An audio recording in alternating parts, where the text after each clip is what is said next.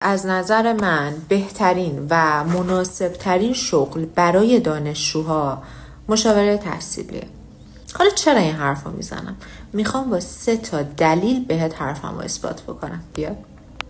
دلیل اولش بچه‌ها دانش شما هسته. شما به خاطر اینکه خودتون تازه از مدرسه اومدید بیرون، تازه پروسه کنکور رو پشت سر گذاشتی، کتاب‌ها رو میشناسی، منابع رو میشناسی، استادا رو میشناسی، تستنی رو میدونی و میشه گفتش که با یه آموزش حالا میشه گفتش مفید و کاربردی میتونی اطلاعاتتو تکمیل تر کنی و تو این زمینه فعالیت کنی. خب طبیعتا تو اگر بخوای بری آرایشگر بشی 0 تا 100 دانش آرایشگری رو یاد بگیری، بخوای بری مکانیک بشی 0 تا 100 رو یاد بگیری، ولی مشاوره تحصیلی 50% برمیگرده به دوران دبیرستانت و تو میدونیش.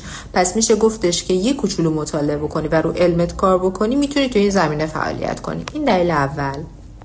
دلیل دوم این هستش که شما میتونی آنلاین تو خونه، تو خوابگاه، تو اصلا حتی میشه گفت دانشگاه فعالیت بکنی. مشاوره تحصیلی غالبا کارشون آنلاین با بچه ها صحبت میکنی، گزارششون رو چک میکنی، برنامه نویسیشون رو انجام میدی، جواب سوالاشون رو میدی. یعنی نیاز به این نداره که تو توی لوکیشن مشخصی باشی، هر جایی باشی با گوشی تو دستت میتونی این کار رو انجام بدی. این دلیل دومش. دلیل سومش هم پرستیژ. بچه‌ها شما به عنوان دانشجو دوست داری که احترامت حفظ بشه.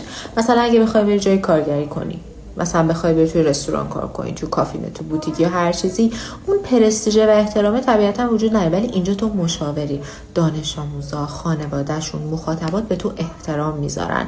تو جایگاه یک مشاور رو داری و اون احترام و پرستیژ تا حد خیلی زیادی حفظ میشه. پس این دلیل سومشه که به نظر من میشه گفتش مشاور تحصیلی برای دانشجوها شغل مناسبیه.